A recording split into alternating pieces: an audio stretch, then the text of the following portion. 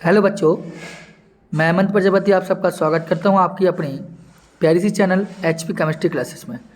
Dear, समय बर्बाद ना करते हुए हम आज 7 मार्च के लिए बहुत ही most very very very important question लेकर आए हैं। ये जो सभी क्वेश्चन हैं आपके 7 मार्च के लिए अनिवार्य हैं। सभी ऑब्जेक्टिव क्वेश्चन हैं। कृपया कर धैर्यपूर्वक आप इस वीडियो को देखें और इन क्वेश्चनों को सॉल्व जरूर करें। जैसे कि ये ऑब्जेक्टिव क्वेश्चन जो है, सबसे पहले हम ऑब्जेक्टिव क्वेश्चन फर्स्ट पर बात करें कि H3PO4 के 1 मोलर विलेन की नॉर्मलता क्या होगी। तो आप जानते हैं नॉर्मलता इक्वल टू क्या होता है, मोलरता इनटू क्षारीयता या क्षारकता। आपको वैसे भी मुझे पता है कि आपको बन जाएगा। नॉर्मलता मोलरता कितनी है, देखो यहाँ देखो 1 मोलर है तो ये 1, और क्षारकता कितनी होगी, हाइड्रोजन कितना है यहाँ 3 तो 3, तो आप कितने का 3 और लाएगा n। आपका ये राइट आंसर होगा। आप देखिए यहाँ पर 3n आपका D। वैसे भी आपको बन जाना है, लेकिन इस टाइप का सवाल भी आप देख के चलेंगे। ठीक है, चलिए अगले क्वेश्चन पर हम बात करते हैं। ठीक, आइए, यहाँ लिखा है, मैंने आपको दिखा 100% आएंगे, इनमें से क्वेश्चन निश्चित आएंगे आपको। 5 लीटर अर्थात वॉल्यूम दिया है 5 लीटर, 2 मोलर, 2 मोलर का मतलब है मोलरता दी गई है। मोल ज्ञात करने, मोल मतलब स्मॉल एन ज्ञात करने, कोई दिक्कत नहीं। आप जानते हैं मोलरता और इक्वल क्या होता है, मोलरता इक्वल होता है विलेय के मोलों की संख्या अपॉन आयतन। तो एन कितना है आपका निकालना है, मोलरता कितनी है 2, और एन आपको निकालना है, बी कितना है आपका 5। कर दीजिए कुछ गुणा, इक्वल करना, बराबर का चिन्ह है यहाँ पर। ठीक है, तो एन इक्वल क्या होगा 10, तो कितने निकल आएंगे 10। ठीक है, ये भी आप क्वेश्चन देखना, मैं थोड़ा जल्दी जल्दी बता रहा हूँ क्योंकि समय के लिए, क्योंकि आपका समय बचे, क्वेश्चन भी आपको प्राप्त हो सके। सवाल सिंपल थे। आइए अगले क्वेश्चन पर। तीसरा क्वेश्चन क्या कहता है, आसुत जल की मोलरता क्या होगी। इस क्वेश्चन को आप अवश्य ध्यान देना। आसुत जल की जो मोलरता होगी वो आपको होती है 55.56 मोल प्रति लीटर। ध्यान में रखना इसको। ठीक है, आइए अगला क्वेश्चन कहता है, यदि एक आम को 2 घंटे तक नमक के पानी में रखा जाए तो क्या होता है उस स्थिति में। यदि आम को आप मैंगो को लेंगे, उस मैंगो को आप क्या करें कि उस मैंगो को आप 2 घंटे तक किस में रख दें, नमक में रख दें। इसको नमक में आप रखें, इसको पूरे नमक के में रख देंगे, नमक में, तो क्या होगा। तो भाई साहब हमेशा ध्यान देना, नमक में रखेंगे तो ये सिकुड़ जाता है। ये क्या हो जाता है, सिकुड़ जाता है। क्यों होता है ऐसा, उसका रीजन केवल है विसरण के कारण होता है। परासरण विसरण पड़ा ना, उसी के अकॉर्डिंग। आइए अगले क्वेश्चन पर हम बात करें आपसे। वास्तव में अवनमन सबसे अधिक किस में है। हम आपको पढ़ा भी चुका हूँ, इस प्रकार क्वेश्चन आपको ध्यान रखना है, बार बार कह रहा हूँ, पढ़ा चुका हूँ बहुत ज़्यादा। तो जिसमें आयनों की संख्या अधिक होगी उसी का वास्तव होगा। ये तो यूरिया है, ये तो आयनित होता नहीं, तो इसमें कितना 1 मान के चलिए। इसका देखें ग्लूकोज, ये भी नहीं होता, इसका भी 1 निकल लेता है। इसका देखें BaCl2, तो देखो Ba2+ N2Cl-। यहाँ देखेंगे तो Mg है तो Mg2+ NSO4 2-। तो 2 पॉजिटिव देखो यहाँ है, वो एक अणु यहाँ हो गया और 2 एक यहाँ, तो टोटल कितने का था 3, और यहाँ का केवल 1 J है और 1 J है। तो सबसे ज़्यादा किसमें, इसमें है, तो ये आपका यही राइट आंसर होगा। ठीक है, सी। आगे चलें क्वेश्चन पर। क्वेश्चन ने कहा कैल्शियम नाइट्रेट का वानठाक गुणांक क्या हो। कुछ नहीं, निकालिए। कैल्शियम नाइट्रेट को तोड़ेंगे आप, इक्वल किया कैल्शियम पॉजिटिव N2NO3 माइनस, तो 1 कैल्शियम है तो 1 J हो गया, और 2 नाइट्रोजन है तो जोड़ दीजिए, 2 1 कितने होगा, टोटल 3, तो 3 हो गया, तो इसका निकलेगा ये। जल्दी जल्दी इसलिए बता रहा हूँ क्योंकि जिससे आपको समझ में भी आ जाए और थोड़ा समय बचे और अच्छे से तैयारी हो सके आपकी। समय वेस्ट नहीं करना चाहता हूँ। ठीक है, आगे देखिए।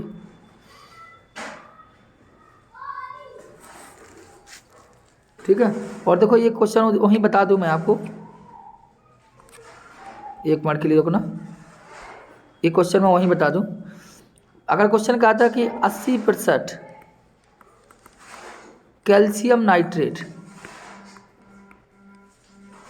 मतलब आज कैल्शियम नाइट्रेट दोबारा लिख रहा हूँ, कैल्शियम चल ही नहीं रहा, कैल्शियम नाइट्रेट 80% वियोजित होती है, 80% वियोजित होती है। तो कैल्शियम नाइट्रेट क्या होता है, 80% वियोजित होती है। तो इसके वान ठाप गुणांक के बारे में बताइए, इसका वान ठाप गुणांक बताइए। ठीक है, तो आप परेशान होने की आवश्यकता नहीं है, क्योंकि आप जानते हैं अगर कैल्शियम नाइट्रेट को आप तोड़ेंगे अच्छे से होल ट्वाइस को, तो आपको क्या पता है Ca2+ निकलता है एंड 2NO3- देगा। तो मतलब क्या है, ये आपका क्या आएगा 1, इसका टोटल निकालते हैं तो आपको पता है 1 प्लस क्या निकलता है 2 अल्फा निकलता है इसका। ठीक है, तो 1 तो आपका है ही और 2 है ही, और अल्फा मतलब का वियोजित होने की, तो 80% वियोजित मतलब 80/100, और इसको हल कर लेंगे तो आपको पता चल जाएगा। ठीक है, 1 + 2 अल्फा तो निकलेगा ही वियोजन की मात्रा, और 1 + 2 अल्फा की जगह पर रहते हैं 80/100, तो आंसर आपका आ जाएगा। ठीक है, आइए समीकरण E0 RT/NF, देखो ये लिखा है समीकरण E0 RT/NF ln के, यह कौन क्या कहलाता है, तो गिब्स समीकरण, ननस समीकरण, कि गिब्स हेल्महोल्ट्ज समीकरण, वान डेर वाल्स समीकरण, तो आपको पता है ननस समीकरण कहलाता है आपका।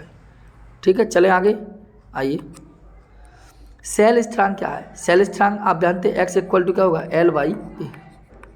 L/A। ठीक है, तो L/A क्या होगा सेल स्थिरांक, अच्छा बी आपका राइट आंसर होगा आपका, कौन सा होगा बी। चलिए अगले क्वेश्चन पर, विशिष्ट चालकता की इकाई, विशिष्ट चालकता की इकाई होती है ओम इनवर्स और सेंटीमीटर इनवर्स, अर्थात बी आपका यहाँ राइट आंसर है। चले अगले क्वेश्चन, कहता है आणविक चालकता क्या दर्शाता है, तो आणविक चालकता तो conductivity of molar kappa into 1000/m, जहाँ ये आपको दिखाई दे वही आणविक चालकता है। देखो कप्पा इंटू 1000/m, अर्थात यही राइट आंसर। मात्रक आपका क्या होता है इसका ohm inverse, centimetre square inverse और मोल इनवर्स, ये कहलाती है आणविक चालकता। ठीक है, आपका ये राइट आंसर है। मिलते हैं हम अगले क्वेश्चन पर, चले आइए अगला क्वेश्चन क्या कहता है डियर आपसे कि AgNO3 बिलियन से 108 ग्राम Ag एकत्र करने के लिए विद्युत की मात्रा लगेगी। तो यहाँ पर AgNO3 विद्युत की मात्रा कितनी लगती है, 1 फैराड लगती है। अब कैसे लगती है, क्योंकि आप देख रहे हैं Ag का परमाणु भार कितना होता है 108, तो 108 Ag का खुद का परमाणु भार क्रमांक होता है, और 108 ग्राम में पूछता है तो समझ लीजिए एक ही लगेगा, और दोगुना का तो दोगुना हो जाता है, ये ध्यान रखना। अगला, फैराडे के विद्युत अपघटन के प्रथम नियम के अनुसार इलेक्ट्रोड पर विसर्जित आयन का भार W का मान क्या होता है, तो आप जानते हैं W, एक बार रुकना,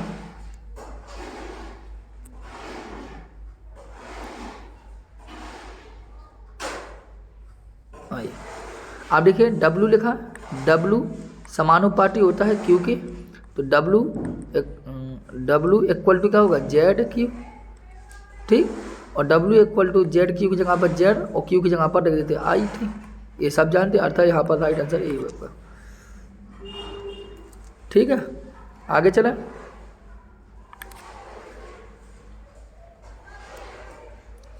आइए अगला क्वेश्चन क्या कहता है, फैराडे के विद्युत अपघटन प्रथम, वही क्वेश्चन है W/ZQ। ठीक है, आइए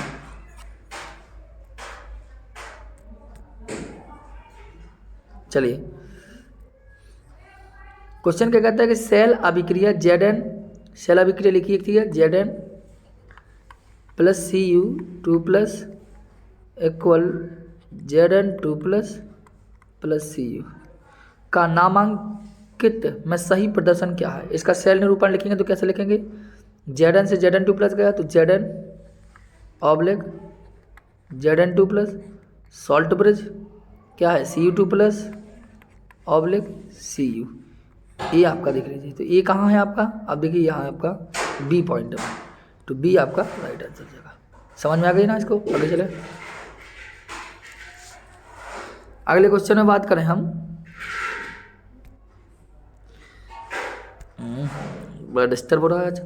एक फैराडे विद्युत का मान कितना होता है? तो एक फैराडे का मान होता है 1 फैराडे को आप जानते हैं 96500 कूलॉम, यह होता है, अर्थात ये आपका राइट आंसर है। ठीक है।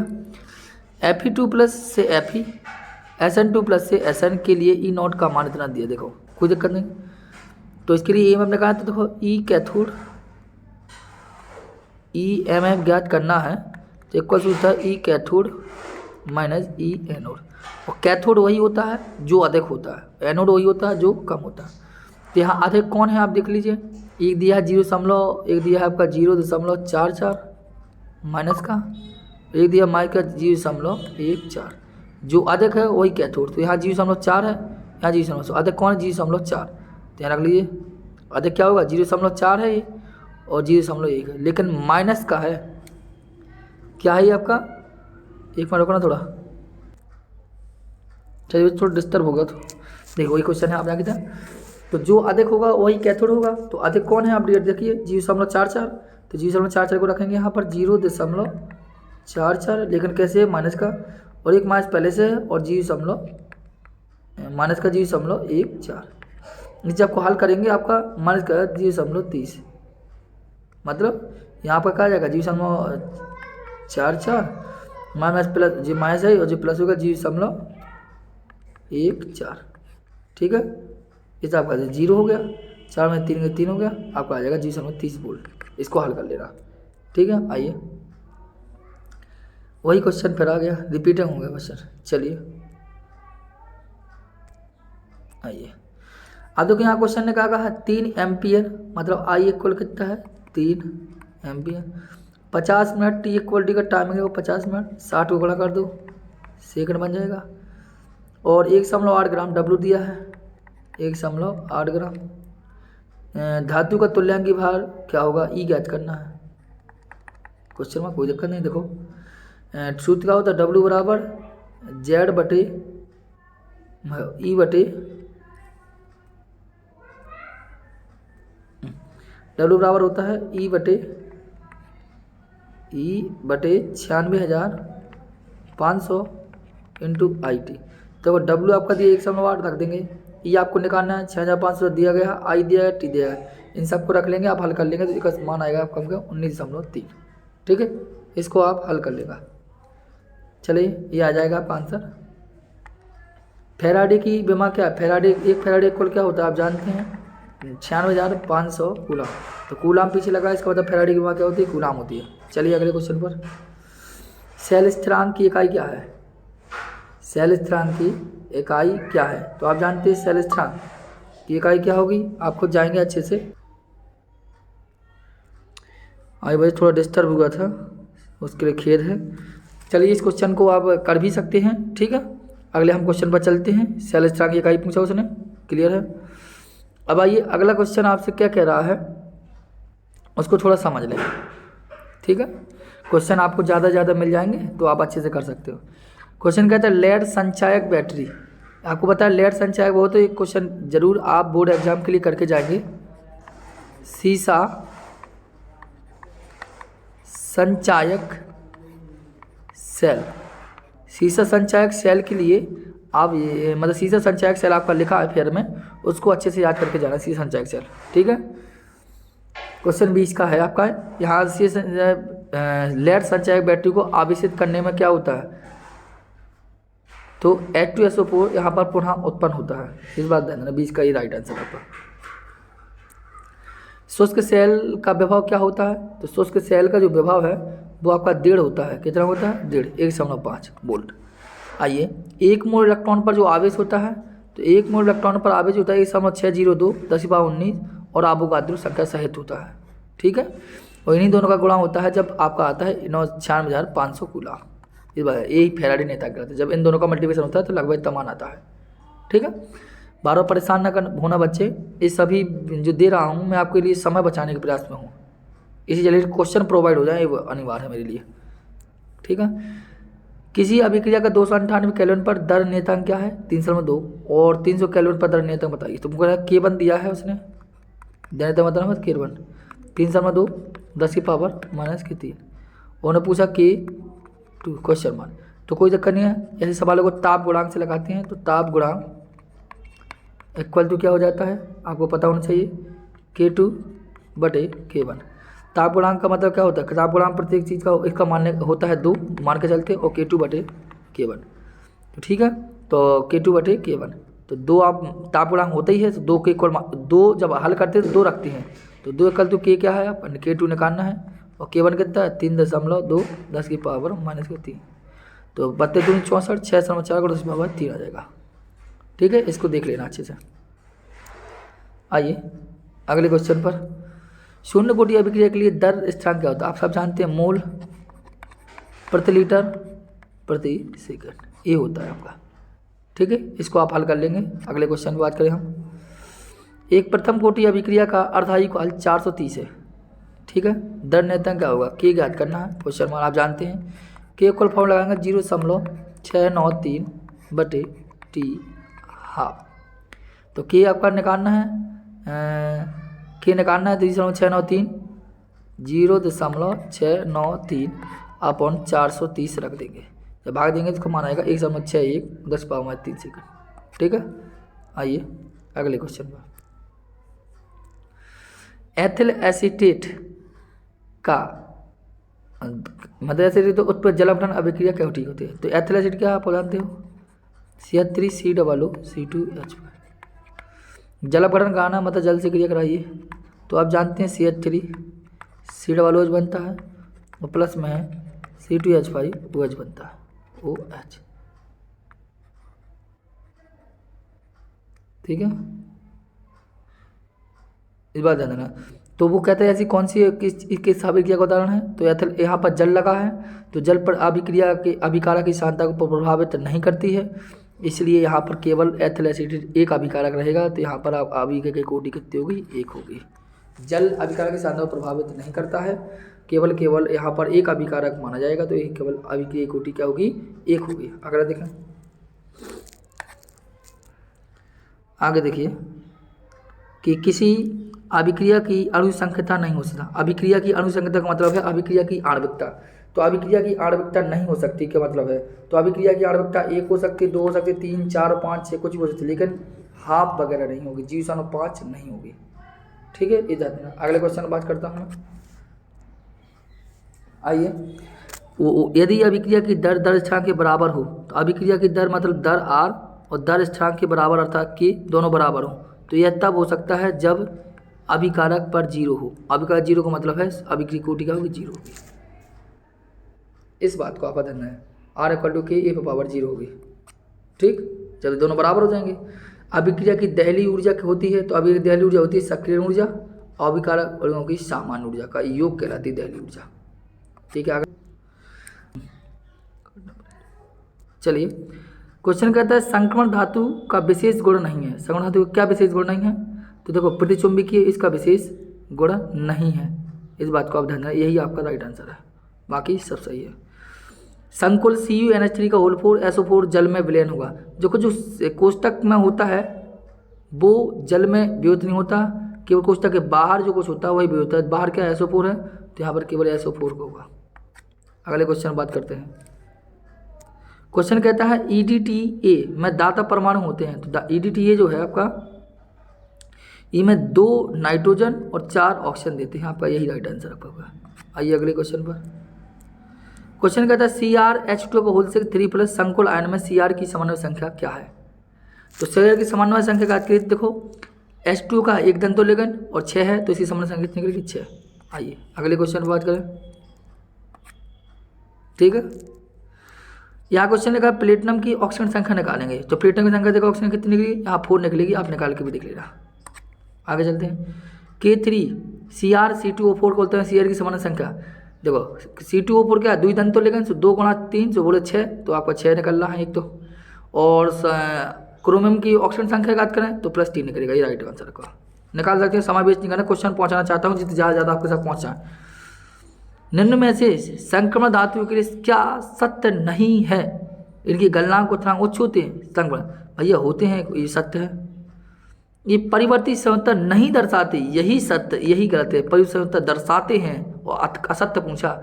इस असत्य पर विशेष तौर पर जोर देना, ये ध्यान रखना, असत्य पूछा कि सत्य पूछा, ठीक है। तो ये नहीं है, बाकी सब सही है, ठीक है। अगले क्वेश्चन, संक्रमण तत्व का सामान्य इलेक्ट्रॉनिक विन्यास है, क्या है? आप जानते हैं संक्रमण तत्व का सामान्य इलेक्ट्रॉन है n-1 d 1 से लेकर 10 ns 1 से लेकर 2। ये वाला आपका यहाँ पर सी है, ये आपका राइट आंसर हो गया, ठीक है। आइए, संक्रमण तत्व परिवर्ती संयोजकता दिखाते हैं क्योंकि इलेक्ट्रॉन मुक्त कर सकते हैं। ये मुक्त करते हैं n-1d और ns कक्षक, n-1d तथा ns कक्षक के मध्य जो ऊर्जा होती है बहुत ज़्यादा अंतर होता है, इसलिए यही इसका परिवर्ती संयोजकता दिखाते हैं, अर्थात राइट आंसर यही है। आइए, लैंथेनॉइड आकुंचन का मुख्य कारण क्या है? 4f उपकक्षों का दुर्बल आवरण होना, ये क्या है? तो यहाँ पर आपको होता दुर्बल आवरण होना, ठीक है। आइए अगले क्वेश्चन पर, लेंथेन संयोजन किसी में वृद्धि कारण होता है? 4f इलेक्ट्रॉन का परीक्षण प्रभाव में। चलिए अगले, लेंथ नहीं बता चुका हूँ, दुर्बल में आ गया। ये जलीय माध्यम में विलेयता का सही क्रम क्या है? जलीय माध्यम विलेयता क्रम है, सबसे पहले Na2S सही है, फिर ZnS होती है, फिर CuS होती है, ठीक है। अगले क्वेश्चन पर बात करें, CrH2 का होल 4 Cl2Cl का आईपीएस नाम, कुछ नहीं दिक्कत। तो पहले H2O है, फिर Cl भी है, साथ में दो लेगेंड है, तो 4 है, तो टेट्रा, और H2O बोलते हैं एक्वा, जो टेट्रा एक्वा कहाँ है? ये आपका टेट्रा एक्वा यहाँ नहीं है, तो ये तो हो नहीं सकता है। टेट्रा एक्वा और 2 क्लोरीन तो डाइक्लोराइडो, डाइक्लोराइडो दोनों, जो भी सही है जो सही है, ठीक है। अब ऑक्सीजन संख्या कितनी है? 2 1 3, 3 कहाँ है, किस में है? ए में है, इसमें बस यही राइट आंसर होगा, और क्लोराइड लास्ट में होगा, ठीक है। अब आइए कुछ ऑर्गेनिक केमिस्ट्री क्वेश्चन है, बाकी कंप्लीट है आपके। क्वेश्चन कहता है एथिलेमिन की क्लोरोफॉर्म, एथिलेमिन मतलब C2,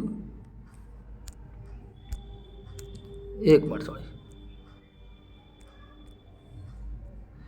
एथिलेमिन मतलब एथिलेमिन बोले तो C2H5NH2 की क्लोरोफॉर्म, भैया क्लोरोफॉर्म, भैया एल्कोहल KOH, भैया KOH, ये आपस में क्रिया करेगा तो आपको पता है C2H5NC बनाता है, C2H5NC, यह C2H5N और यहाँ का C उठागा, तो क्या है C2H5, बी आपका राइट आंसर होगा। यहाँ कार्बल एमिन अभिक्रिया कहलाती है, आप जानते हैं इसको।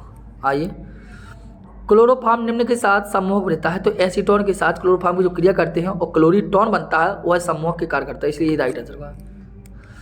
एल्केल हैलाइड पर एल्कोहलिक KOH की क्रिया क्या कहलाती है? आपकी खुद जानते हैं, विलोपन अभिक्रिया होती है एल्केल हैलाइड पर, पढ़े हैं उदाहरण अच्छे से। शुष्क ईथर की उपस्थिति में एल्केल हैलाइड मैग्नीशियम के साथ अभी करता है, क्या बनाता है? शुष्क में एल्केल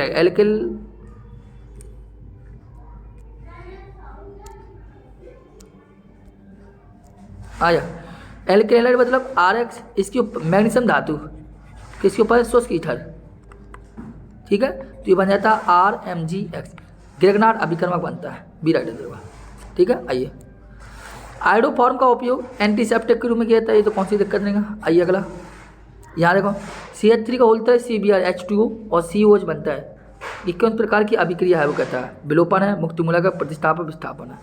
तो क्या है आप बताइए, यहाँ पर Br हट जाएगा और जुड़ जाएगा, तो कौन सी अभिक्रिया? विस्थापन अभिक्रिया कहलाएगी, प्रतिस्थापन कहलाएगी, तो अभी कहलाती है प्रतिस्थापी अभिक्रिया कहलाती है, बी आपका है राइट आंसर, ठीक है। आइए, जब सोडियम एथॉक्साइड, सोडियम मतलब हो सोडियम NaOR, एथेनोइल क्लोराइड, एथेनोल का मतलब सोडियम एथॉक्साइड कहा, सॉरी सोडियम एथॉक्साइड मतलब C2H5ONa, किससे क्रिया करेगा? एथेनोइल क्लोराइड, C2H5Cl, ठीक है। एथेनोइल कहा, C2H5 एथेनोइल Cl, देखो होना क्या है, ये आपका Na है और ये आपका Cl है, आपस में क्रिया कर लेंगे C2H5O C2H5Cl, तो डाई एथिल ईथर बन जाएगा आपका, ठीक है। आइए अगले क्वेश्चन पर बात करें, जब किसी एल्केल हैलाइड की सोडियम एल्कोक्साइड की क्रिया होती है, एल्केल हैलाइड मतलब RX की, सोडियम एल्कोक्साइड मतलब NaOR, तो आप जानते हैं इसे विलियम संश्लेषण कहते हैं, Na और ये वाला X, तो ROR बनता है, मतलब एक ईथर बन जाता है। अगले क्वेश्चन भाई, जब ईथर को कुछ समय के लिए वायु के संपर्क में रखा जाता है तो पेरोक्साइड बनता है, क्या बनता है? पेरोक्साइड, क्या बनता है? पेरोक्साइड, डी राइट आंसर है यहाँ पर, चलिए अगले क्वेश्चन पर। एथिल एल्कोहल पर आयोडीन और एथिल एल्कोहल पर जब आयोडीन और कास्ट टूटा करते हैं तो आयोडोफॉर्म बनता है, अर्थात CH3 बनता है। हेलोफॉर्म अभिक्रिया है, आपने पढ़ी होगी पहले चैप्टर में। आइए अगले, एल्कोहल के एसिलीकरण में हाइड्रोजन का विस्थापन होता है एसिल समूह के द्वारा होता है सर, ठीक है। फिनॉल कम अम्लीय होता है ऑर्थो नाइट्रोफिनॉल से। अगला, कार्बोनिक अम्ल है तो भैया आपका फिनॉल पहले से भी चिन्ह लगा है। अगले, तनु क्षार की उपस्थिति में एसिटाइलेट के 2 अणु संघनित होकर देते हैं, क्या कहलाता है? वो कहलाता है डियर एल्डोल। आप हर बच्चा जानता है इसका। RCOCl H2PdBSO4P आप जानते हैं पैलेडियम बेरियम सल्फेट की उपस्थिति है, रोजेनमुंड ऑप्शन है और ये क्रिया करेगा तो भाई साहब का H अलग कर देगा, एल्डेहाइड बना के देगा, आपका C राइट आंसर होगा। अब देखिए आगे देखें, RCOOAg प्लस Br2 एक और सीजेगा तो CO2 अलग हो गया, AgBr अलग हो गया, RBr बनेगा तो ये कहलाती है हुंस-डीकर अभिक्रिया, अर्थात B राइट आंसर है यहाँ पर। अभिक्रिया ArNH2 इससे क्रिया करेंगे, फिर इससे करेंगे तो यहाँ बनेगा क्या? सबसे पहले AR इससे करेगा क्रिया तो आपको पता है ArN2Cl बनेगा, फिर CuBr से हम कराएंगे क्रिया तो CuBr से कराएंगे तो कुछ नहीं होना है, ये CuCl अलग हो जाएगा, Br जुड़ेगा, मतलब ArBr बन जाएगा प्लस CuCl अलग हो जाएगा और N2 अलग हो जाएगा। तो ArBr कहाँ है आपका? ArBr एक नंबर, ठीक है। पहले से कराते एनिलीन के भी तो N2Cl तो बनता है और CO जगह तो CuCl निकल जाएगा और N2 लग जाएगा, Br जुड़ जाएगा, खत्म कर, ठीक है। ये अंतिम क्वेश्चन था डियर आपका। तो आई होप, आशा करते हैं कि आपको उसको समझ में आया भी होगा और काफ़ी वीडियो आपने देखी होगी। तो वीडियो इंपॉर्टेंट है, समझना देखना, अच्छे से मिलते हैं फिर, ठीक। जय हिंद।